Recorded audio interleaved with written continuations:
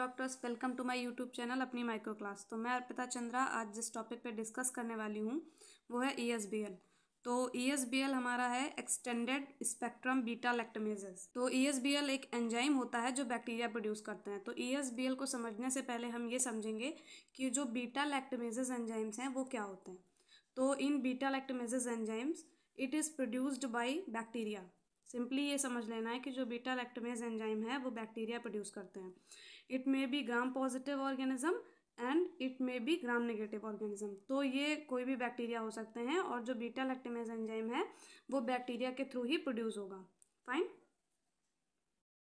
तो ये जो बीटा लैक्टमेज एंजाइम्स है बैक्टीरिया जो प्रोड्यूस करता है ये क्या करेगा, it hydrolyse the beta lactam rings. Beta lactam rings कहाँ प्रेजेंट होती हैं? एंटीबायोटिक्स में प्रेजेंट होती हैं। तो जब ये एंटीबायोटिक्स बैक्टीरिया के अगेंस्ट वर्क करती हैं तो bacteria beta lactamase enzymes produce करते हैं और एंटीबायोटिक्स की active site, beta lactam antibiotics की एक्टिव साइट है जो उसे डीएक्टिवेट कर देते हैं। जैसे कि हम एक एग्जांपल देख लेते हैं, पेनिसिलिन। तो पेनिसिलिन में जो थायोजोलिडीन रिंग है वो फ्यूज्ड है विद बीटा लैक्टम रिंग। तो मिडिल में बीटा लैक्टम रिंग है और साइड में थायाजोलिडीन रिंग है। तो ये जो बीटा लैक्टम रिंग है उसे बैक्टीरिया डीएक्टिवेट कर देंगे, वही जो बीटा लैक्टमेज एंजाइम प्रोड्यूस करते हैं। फाइन।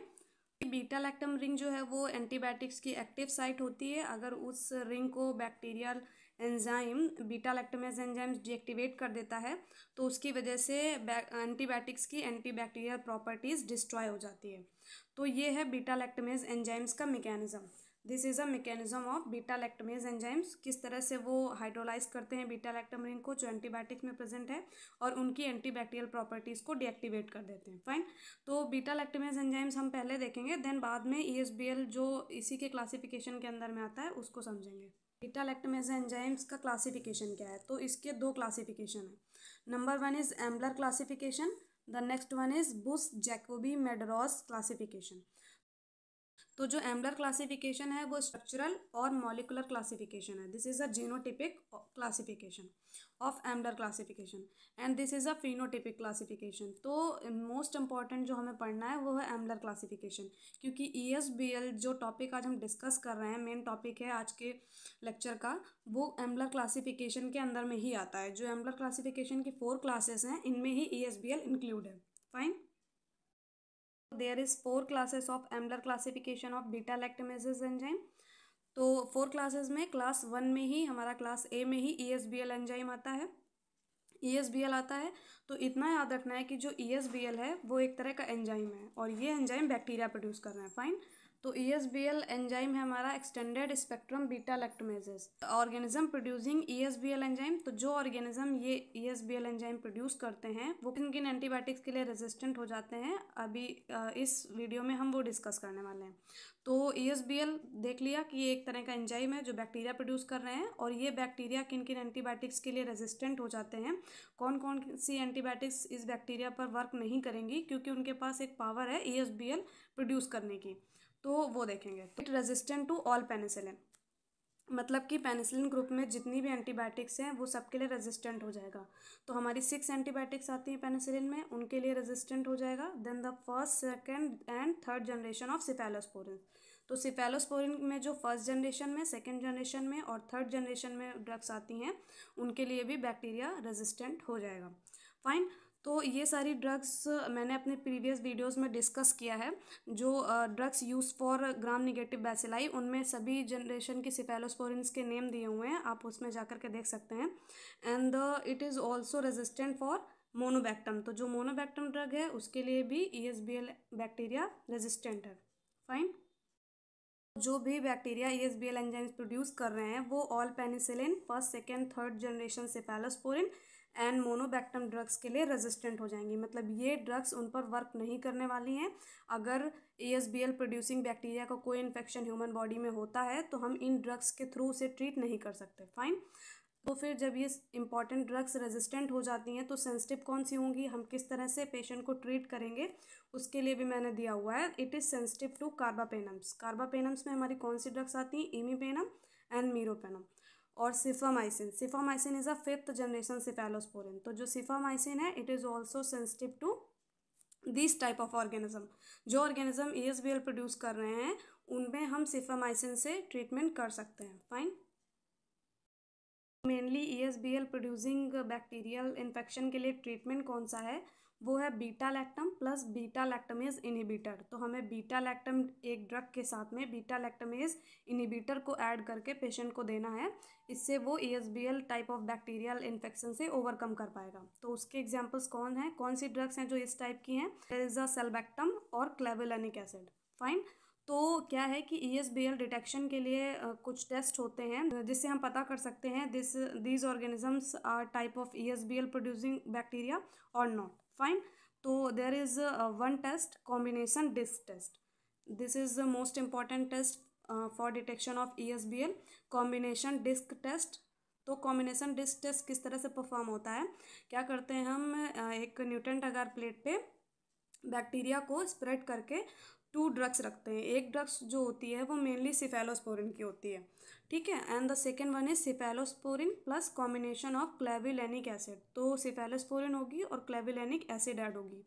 फिर क्या करेंगे कि 24 आवर इंक्यूबेट करने के बाद हम इनका जोन साइज कंपेयर करेंगे। तो सिफेलोस्पोरिन प्लस क्लेवुलानिक एसिड का जोन साइज अगर ग्रेटर देन 5 mm लार्जर है ओनली सिफेलोस्पोरिन से, ठीक है, मतलब एक तरफ सिफेलोस्पोरिन ड्रग लगी हुई है, दूसरी तरफ सिफेलोस्पोरिन है प्लस क्लेवुलानिक एसिड भी है।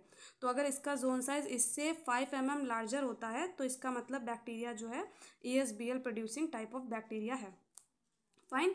क्योंकि उसको क्लेवुलानिक एसिड की नीड है, क्लेवुलानिक एसिड हमने ऐड कर दिया इसलिए वो जोन साइज उसका 5 mm लार्जर हो पाया। और क्लेवुलानिक एसिड क्या है, वो बीटा लैक्टमेज इनिबिटर है। तो बीटा लैक्टमेज इनिबिटर अगर हम ऐड नहीं करेंगे तो बीटा लैक्टमेज एंजाइम्स किस तरह से डीएक्टिवेट कर पाएंगे। फाइन। तो इसलिए कॉम्बिनेशन डिस्क टेस्ट के थ्रू हम जो है ESBL डिटेक्ट कर सकते हैं। तो and the next one is 3 dimensional test. तो ये भी बेस्ट मेथड है ESBL डिटेक्शन के लिए। Fine. This is a class B of Ambler classification. तो क्लास बी में आ जाते हैं MBL, मिटैलो बीटा लैक्टमेजेस। तो मिटैलो बीटा लैक्टमेजेस में क्या है, इसमें कौन सा एंजाइम वर्क करता है, एम्पीसिलिन बीटा लैक्टमेज एंजाइम। तो ये एक तरह का एंजाइम है जो बैक्टीरिया प्रोड्यूस करते हैं, एम्पीसिलिन बीटा लैक्टमेज एंजाइम। और ये किस कौन कौन सी एंटीबायोटिक्स को रेजिस्टेंट करता है, penicillin, cephalosporin and monobactams, plus कार्बापेनम्स को भी ये रेजिस्टेंट कर देता है। तो पेनिसिलिन, सिफेलोस्पोरिन और मोनोबैक्टम तो हमारी ESBL में भी रेजिस्टेंट हैं। See all penicillin, first second and third generation cephalosporin and the monobactam. तो ये 3 ड्रग्स तो ESBL में भी रेजिस्टेंट थी, तो यहाँ पर भी ये 3 ड्रग्स रेजिस्टेंट है मिटैलो MBL में भी। प्लस में कार्बापेनम, वहाँ पे कार्बापेनम सेंसिटिव थी ESBL के केस में, बट MBL और भी ज़्यादा पावरफुल है, उसने कार्बापेनम्स को भी रेजिस्टेंट कर दिया है। फाइन। तो इसके केस में ट्रीटमेंट क्या है, can not be overcome by beta lactam plus beta lactamase inhibitor. MBL एक और क्रिटिकल सिचुएशन है जिसमें पेनिसिलिन, सिफेलोस्पोरिन, मोनोबैक्टम तो रेजिस्टेंट हैं ही, साथ में कार्बापेनम भी रेजिस्टेंट हो गई है। तो इसके केस में ट्रीटमेंट क्या है, can not be overcome by beta lactam plus beta lactamase inhibitor. तो इस केस में हम बीटा लैक्टम और प्लस बीटा लैक्टमेज इनिबिटर का यूज़ करके MBL type of bacterial infection से पेशेंट ओवरकम नहीं कर पाएगा। अगर हम beta lactam plus beta lactamase inhibitor देते हैं तो it is a critical condition. It is detected by EDTA disc synergy test and the modified Hodge test. तो ये 2 टेस्ट हैं जो MBL डिटेक्शन में हमारी हेल्प करते हैं। And this is a class C। तो एम्बलर क्लासिफिकेशन में 4 क्लासेस थी, उसमें से हमने क्लास A में ESBL देख लिया, क्लास B में MBL देखा, and this is a class C ampicillin beta lactamase. तो क्लास C में क्या है, एम्पीसिलिन बीटा लैक्टमेज में क्या है, ESBL, मतलब ESBL में जो भी एंटीबायोटिक रेजिस्टेंट थी, penicillin, cephalosporin and the monobactam plus cephamycin. Cephamycin is the 5th generation cephalosporin, वो भी रेजिस्टेंट हो जाएगी। And it is sensitive to carbapenems, ये कार्बापेनम्स के लिए सेंसिटिव होगा जिसमें इमीपेनम और मेरोपेनम ड्रग्स आती हैं। Fine. And it resistant can not be overcome by beta lactam and beta lactamase inhibitor. तो इसमें भी हम beta lactam plus beta lactamase inhibitor use करके ओवरकम बैक्टीरियल इन्फेक्शन से नहीं कर सकते हैं, ये यूज़फुल नहीं है। एंड द क्लास डी में ऑक्सासिलिनेज। तो ऑक्सासिलिनेज एंजाइम्स प्रोड्यूसिंग जो बैक्टीरिया हैं, it resistant can be overcome by beta lactam plus beta lactamase inhibitor combination, तो इनका यूज़ करके हम ओवरकम कर सकते हैं ऑक्सासिलेनेज एंजाइम्स अगर प्रोड्यूस होता है तो। इस तरह से हमने डिस्कस किया कि बीटा लैक्टमेज एंजाइम्स किस तरह से वर्क करते हैं और बीटा लैक्टमेज का क्लासिफिकेशन क्या है। This is the Ambler classification and the Bush Jacoby Medeiros classification, और जो ESBL हम पढ़ने वाले हैं वो एम्बलर क्लासिफिकेशन के अंदर में आएगा। एम्बलर क्लासिफिकेशन में the class 1 is ESBL। ESBL में हम किस तरह से डिटेक्शन करते हैं हमने वो देखा। And next one is MBL जो क्लास B के अंदर में आता है, and how it will be treat, and this is a class C and class D। तो इस तरह से हमने पूरा टॉपिक कवर कर दिया है। Thank you so much.